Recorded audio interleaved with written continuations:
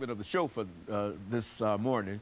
And of course, we've been joined by Miss Kathy Buckner. Miss Buckner is a former member of the Matthew 25 homeless organization, and she is also a member of the homeless project that Mr. Daniels and Miss Greenlee are a part of. And of course, Miss Buckner, let me welcome you to the show this morning. Thank you.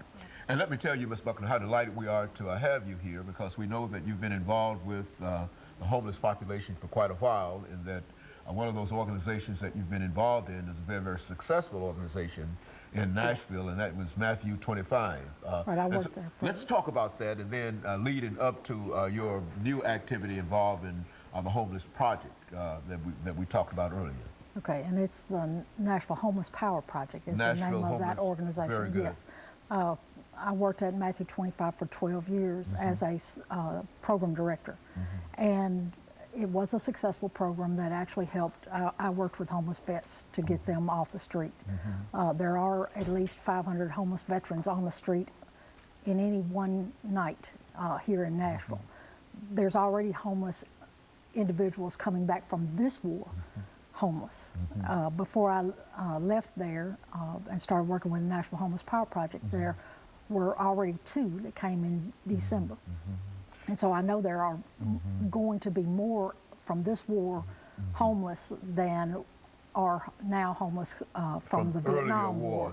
Right, because most veterans are Vietnam veterans.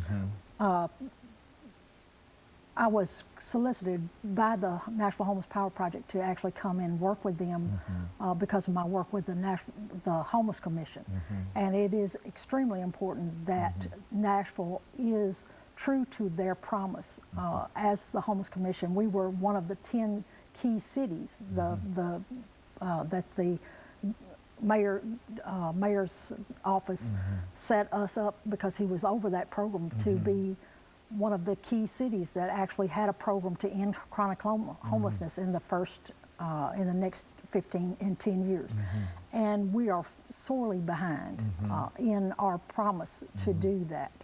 And that's one of the things I'm working on with the Nashville Homeless Power Project, is to do what we call the Housing Options Program, which will also work towards getting some housing that will be run by formerly homeless and formerly homeless people to serve homeless and formerly homeless people, because we know best what the problems are and know how to deal with the population and want to be able to do that. But the city also needs to make good on their promise, because there is a need for a service center downtown or somewhere else where people can get in out of the elements, that they can use a restroom, that they can get something to eat without having to do panhandling.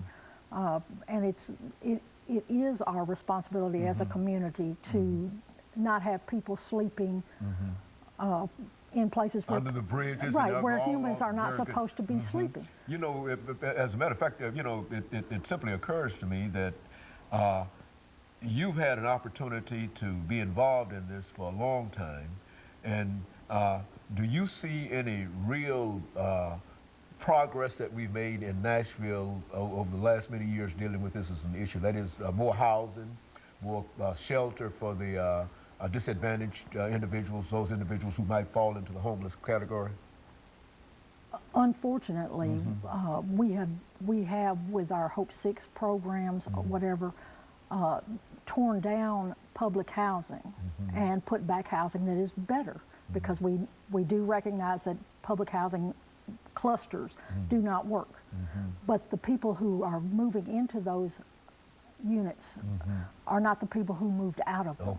And so there's not enough housing that is based on somebody's income, that is for people who are waiting on disability that don't have an income.